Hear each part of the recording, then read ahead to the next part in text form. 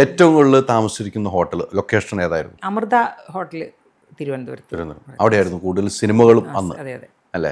ആ ഹോട്ടൽ ഇന്നും ഓർമ്മയിൽ നിൽക്കേണ്ട ഹോട്ടലാണല്ലോ അല്ലേ? അതെ അതെ. നമ്മുടെ ജീവിതം കൊണ്ടു കടന്ന ഹോട്ടലാണല്ലോ അല്ലേ?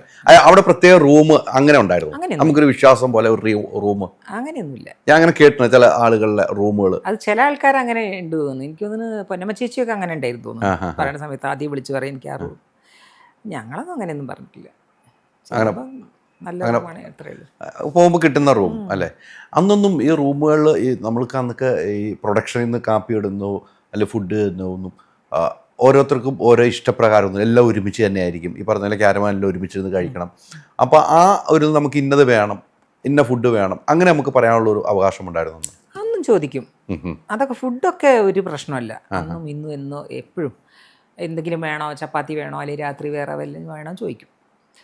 വ്യത്യാസം ഇപ്പോൾ രാവിലെയുള്ള ചായ ഉണ്ടെന്ന് ബെല്ലടിക്കുന്നത് മാത്രമില്ല. ഇപ്പോൾ അതൊരു ഭയങ്കര 5 മണിയാകുമ്പോഴത്തേക്ക് വന്ന് അതാണ് നമ്മളെ സിഗ്നൽ. ഷൂട്ടിംഗ് ഉണ്ടെന്നുള്ള സിഗ്നൽ അതാ. അല്ലെങ്കിൽ ചായ പുറത്ത് വെച്ചിട്ട് പോകും. ഫ്ലാസ്കിലല്ല ഇപ്പൊ ചായ ഇല്ല. രാവിലെ ചായ ഇല്ല. നമ്മളെ ലൊക്കേഷൻ പോയാലോ കഴിക്കാൻ ഹോട്ടലിൽ നിന്ന് ഓർഡർ ചെയ്ത് കഴിക്കാം. മറ്റത് ചായ വെച്ചു എന്ന് പറഞ്ഞിട്ട് ബെല്ലടിക്കും. അത് പുലർച്ചെ ആയിരിക്കും. പുലർച്ചെ ചിലപ്പോൾ 4 മണിക്കായിരിക്കും, ചിലപ്പോൾ 5 മണിക്കായിരിക്കും. അത് ആ ബെല്ലടി കേൾക്കുമ്പോഴത്തേന് അയ്യോ ഷൂട്ടുണ്ട്. അപ്പോൾ അല്ല ഷൂട്ടിങ്ങിൻ്റെ അല്ല ഉറക്കം പോയി. അപ്പോൾ അതാണ് സിഗ്നൽ നമുക്ക് ഷൂട്ടിംഗ് ഉണ്ട് എന്നുള്ളത്. ഇന്നതല്ല, അന്ന് പോകുമ്പോഴത്തേന് നാളെ എത്ര മണിക്കെന്ന് പറയുമല്ലോ നമ്മളോട്. ചാർട്ട് ഉണ്ടല്ലോ. കറക്റ്റ് അല്ലേ? ഇപ്പൊ വെറുതെ ഇരിക്കുന്ന ഇല്ലല്ലോ ആരും. കറക്റ്റ് ആ 2 ദിവസം അല്ലെ 5 ദിവസം എന്ന് പറഞ്ഞാൽ അത് ആർട്ടിസ്റ്റുകളെ തിരിച്ച് വീട്ടിലേക്ക് വിടും. പണ്ട് 5 ദിവസം നിൽക്കുന്ന ആൾ 20 ദിവസം നിൽക്കേണ്ടി വരും. എപ്പോഴാണ് ഷൂട്ടിംഗ് വരികയെന്നറിയില്ല.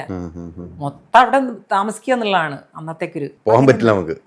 ചോദിക്കും, പിന്നെ പോയി ചോദിക്കും പോട്ടെ എന്നൊക്കെ ചോദിച്ചിട്ട് അങ്ങനെ പോകും. അങ്ങനെ പോകാൻ പറ്റുള്ളൂ. മറ്റേ ഇപ്പൊ ചാർട്ട് ഉണ്ട്. നമുക്ക് ഇന്ന് വീട്ടിൽ നിന്ന് പോകുമ്പോൾ നമുക്ക് ഇത്ര ദിവസം ഷൂട്ടുള്ളൂ, നമുക്ക് ഇത്ര ദിവസം അടുത്ത പരിപാടിക്ക് പോകാം. അതെ. ഒരു സിനിമയ്ക്കാണ് എമൗണ്ട് പറയുന്നത്. സിനിമയ്ക്കാണ് എമൗണ്ട് പറയുന്നത്. നമുക്ക് 2 ദിവസം ഉണ്ടെങ്കിലും ഒരു സിനിമയാണ്. ഇന്ന് ദിവസങ്ങൾക്കാണ് പറഞ്ഞുകൊണ്ടിരിക്കുന്നത്. പക്ഷേ ഈ ദിവസങ്ങൾ വന്നപ്പോൾ നമുക്ക് സീരിയൽ പോലെ പറയാൻ കുറച്ച് ബുദ്ധിമുട്ടാണ്. എനിക്കൊക്കെ പറയാൻ പറ്റില്ല ഇപ്പോഴും. നല്ലതുമാണ് ചീത്തയാണ് സത്യം പറഞ്ഞാൽ. ഒരു സിനിമയ്ക്ക് പറയുന്നതും ഒരു ആർട്ടിസ്റ്റിൻ്റെ ഒരു വാല്യൂ ആണല്ലോ അവിടെ ഉള്ളത്. ഈ ചായയുടെ കാര്യം രസകരമായ പല സംഭവങ്ങളും ഈ ചായകൾ പിന്നിലുണ്ടാവുമല്ലോ. രാവിലെ കൊണ്ട് വെക്കുന്നു, ഉറക്കം പോകുന്നു. ഇത് എല്ലാവരെയും റൂമിൽ വെക്കുവാണല്ലോ. അതെ. ഇന്ന ആർട്ടിസ്റ്റ് ഒന്നുമില്ലല്ലോ. അല്ല, വർക്കുള്ളവരെ അവിടെ വെക്കുള്ളൂ. വർക്കില്ലെങ്കിൽ ചായ വെക്കും, ബെല്ലടിക്കൂല. ഉറങ്ങി വെക്കുമ്പോൾ എപ്പോഴാണ് ഫ്ലാസ്കിലാണല്ലോ തരുന്നത്. അതെ അതെ.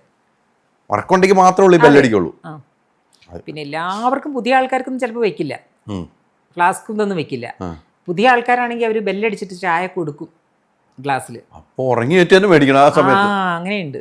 ആദ്യമൊക്കെ അങ്ങനെയായിരുന്നു. ഫ്ലാസ്ക് വരണേ ഇല്ല, എനിക്ക് പിന്നെ ചായ അല്ലെങ്കിൽ ഞാൻ വേണ്ടാന്ന് പറയും. എനിക്ക് ചായ ഫ്ലാസ്ക് തന്നിട്ടുണ്ട്, ആദ്യമേ തന്നിട്ടുണ്ട്. ലാസ്റ്റ് ഇത് ചായ വേണ്ടാന്നൊരു വെച്ചാണ് ഉറക്കം പോകുമല്ലോ.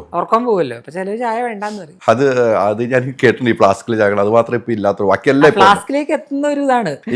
ഈ പറഞ്ഞ അന്നത്തെ നടിമാര്, ഞാൻ പറഞ്ഞില്ലേ നേരത്തെ പറഞ്ഞ അന്നത്തെ നടിമാരിൽ നിങ്ങൾ ബന്ധങ്ങളുള്ള ബന്ധങ്ങളില്ലാത്തവരുണ്ട്. അന്ന് നമ്മൾ ഈ സ്ത്രീകൾ ഒരുമിച്ച് കൂടിയാൽ ഭയങ്കര പ്രശ്നം എന്നൊക്കെ പറയുന്ന നാട്ടുവർത്താനങ്ങളുണ്ട്. അപ്പോൾ ഒരു ലൊക്കേഷനിൽ പോയിട്ട് അങ്ങനെ എന്തെങ്കിലും അനുഭവം ഉണ്ടായിട്ടുണ്ടോ? അങ്ങനെയൊന്നും ആവശ്യമില്ലാതെ പണ്ടുള്ള ആൾക്കാരൊന്നും സംസാരിക്കുകയേ ഉണ്ടായിരുന്നില്ല. ഒരാളുടെ കാര്യത്തിൽ ഇടപെടില്ലായിരുന്നു. ഒരാളുടെ കാര്യത്തിൽ ഞാൻ കണ്ടിട്ടേ ഇല്ല അങ്ങനെ പരസ്പരം അവരുടെ കാര്യങ്ങൾ കഴിയുന്നു, അത്രേ ഉള്ളൂ. ആ സൗഹൃദം പങ്കുവെച്ചിട്ട് പോകുന്നു, അത്രേ ഉള്ളൂ. ഞാൻ കണ്ട ലൊക്കേഷനും ആൾക്കാരും ഒക്കെ അങ്ങനെയാണ്. പരസ്പര ബഹുമാനമായിരുന്നു പണ്ട്. ഇന്നില്ല എന്നല്ല, പക്ഷെ കുറച്ചും കൂടെ കൂടുതൽ പണ്ടായിരുന്നു. പണ്ട് ബഹുമാനം ഒന്നും വേണ്ട. ഇൻ്റർവ്യൂ ചെയ്യുന്ന ആൾക്കാരെ തന്നെ ഇപ്പം നമ്മൾ ചാനലുകൾ കണ്ടു കഴിഞ്ഞാൽ നമുക്ക് വല്ലാണ്ടായി പോകും. എന്നെ വിളിക്കുന്നു ഇല്ലേ, ഞാൻ വന്ന് നിങ്ങളെ മുമ്പിലിരിക്കുമ്പോൾ എന്നെ ബഹുമാനിക്കുക എന്നുള്ളത് നിങ്ങളുടെ കടമയാണ്. ഞാൻ നിങ്ങളെ ബഹുമാനിക്കുന്നത് എൻ്റെ കടമയാണ്. അതില്ലാത്ത എന്തൊക്കെ ഇൻ്റർവ്യൂ അപ്പം നടക്കുന്നത് നമുക്കൊന്നത് ഉൾക്കൊള്ളാൻ പോലും പറ്റില്ല. പരസ്പര ബഹുമാനം ഇല്ലാത്തൊരു സംഭവം എന്ന് പറഞ്ഞാൽ ചിന്തിക്കാൻ പോലും പറ്റില്ല. അപ്പോൾ ഇപ്പം അത് വളരെ ഇപ്പം സൗഹൃദമാണ്. സിനിമയിൽ സൗഹൃദത്തിന് പ്രാധാന്യം. അതും നല്ലതാണ്, വരുന്നവർക്ക് നല്ലതാണ്, കുഴപ്പമില്ല. ഈ ഓരോ വേഷങ്ങൾ കിട്ടുമ്പം എനിക്ക് തോന്നുന്നു കൂടുതലും വില്ലത്തിയായിട്ട് ചെയ്തിട്ടുണ്ട്, അമ്മയായിട്ട് ചെയ്തിട്ടുണ്ട്, നാത്തൂനായിട്ട് ചെയ്തിട്ടുണ്ട്, എല്ലാ വേഷങ്ങളുണ്ട്. ഏറ്റവും സംതൃപ്തി കിട്ടുന്ന ഏത് വേഷം ചെയ്യുമ്പോഴായിരുന്നു? എനിക്കോ?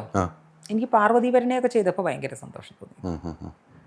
പാർവതി, തോളപ്പൂക്കൾ, ധനം ചെയ്തപ്പോൾ, അങ്ങനെ ഒരുപാട് പടങ്ങളുണ്ട്. പിന്നെ ബലി ചെയ്തപ്പോൾ ഉണ്ടായിരുന്നു. പിന്നെ അലിഫ് എന്ന് പറഞ്ഞൊരു സിനിമ ഞാൻ ചെയ്തു. ഞാനും പിന്നെ ആരാണതിൽ അവാർഡും കിട്ടിയിട്ടുണ്ട്. അതെ, എനിക്ക് അവാർഡ് കിട്ടിയില്ല.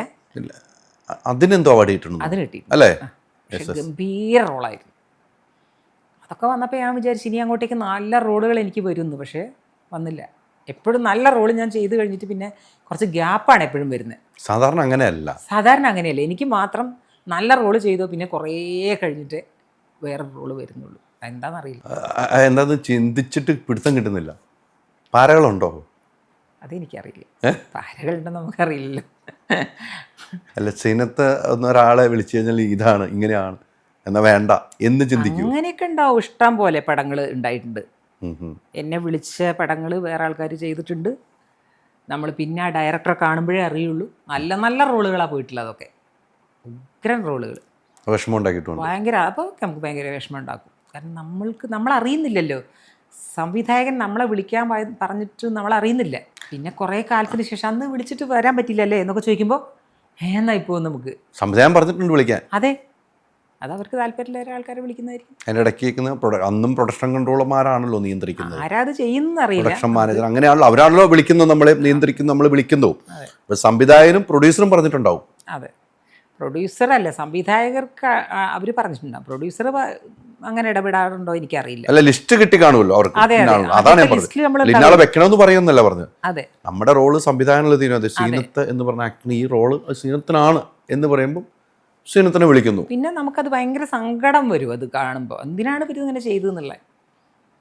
ചില നടന്മാർക്കും ഉണ്ട് അത്. ചിലല്ല, ഒരു നടൻ്റെ പേര് എനിക്ക് വളരെ വ്യക്തമായിട്ട് അറിയാം. അയാളോട് നേരിട്ട് പറഞ്ഞിട്ടുണ്ട്, അയാൾ വളരെ മോശമാണ് ചെയ്യുന്നത്. വേണ്ടെന്ന് പറഞ്ഞു. ആരാ നടൻ? പേര് പറയില്ല, അത് മോശമല്ലേ. ഞാൻ ചുമ്മാ ചോദിച്ചെന്നുള്ളൂ. പേര് പറയണ്ട, പക്ഷെ അയാൾക്കറിയാമല്ലോ. അയാളോട് നേരിട്ട് പറഞ്ഞാണല്ലോ. നേരിട്ട് പറഞ്ഞു അല്ലേ? നേരിട്ട് പറഞ്ഞിട്ടുണ്ട്, നിങ്ങൾ ചെയ്യുന്നത് ഭയങ്കര വൃത്തികേടാണെന്ന്. എന്താ കാരണം പറയണം? അവർക്ക് താല്പര്യമുള്ള ആൾക്കാരിടാനായിരിക്കും, എനിക്കറിയില്ലത് എന്താന്നുള്ളത്. അല്ല, നടൻ ഡയറക്ടർ വേറെ നടൻ വേറെയാണ്. ഈ നടനാണ് പറയുന്നത്. നടനാണ് പറഞ്ഞിട്ടുള്ളത്.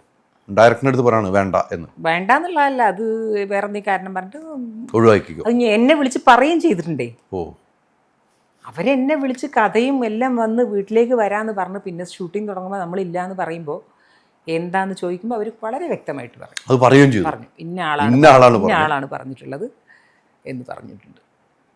അതിപ്പോൾ ഇത് കേൾക്കുമ്പോൾ പുള്ളിക്ക് അറിയാമല്ലോ, പുള്ളിയോടെ ചോദിച്ചാണല്ലോ. ഡയറക്ടറിനോട് അന്നുണ്ടായിരുന്ന എല്ലാവർക്കും അറിയാം. അതറിയില്ല. ഇത് ഒരു പടമല്ല, 2-3 പടങ്ങൾ അങ്ങനെ ചെയ്തുമ്പോഴേ. ഒരു പടമാണെങ്കിൽ കുഴപ്പമില്ല. ഈ അടുത്ത കാലത്ത് വരെ അങ്ങനെ ചെയ്തു എന്ന് പറഞ്ഞപ്പോൾ എനിക്ക് ഭയങ്കര വിഷമമായി പോയി. ഇപ്പം അടുത്ത് വരെ ചെയ്തു എന്ന് പറഞ്ഞപ്പോൾ ഇപ്പോഴും ആക്റ്റീവായിട്ടുണ്ട്. പക്ഷെ നമ്മൾ അയാളെ പേര് പറയാൻ ഉദ്ദേശിക്കുന്നില്ല. അത് അവരുടെ ഇതൊക്കെ ഒരു ശ്വാസത്തിനല്ലേ ഉള്ളൂ. നമ്മളൊക്കെ എന്തിനാണ് അതിങ്ങനെ ചെയ്യുന്നതെന്ന് മനസ്സിലാവുന്നില്ല. അപ്പോൾ അതുകൊണ്ട് ആരും പേര് നമ്മൾ പറയണ്ട. എനിക്ക് പറയാനുള്ള എപ്പോഴും ഞാൻ നേരിട്ട് പറഞ്ഞിട്ടുണ്ട്. Ultra modern kitchen devices. ഒരു കിച്ചണിൽ വേണ്ട എല്ലാ ലേറ്റസ്റ്റ് ബ്രാൻഡുകളും ഇവിടെയുണ്ട്. ലോകോത്തര ബ്രാൻഡുകൾ, original products, wide range. MyG future.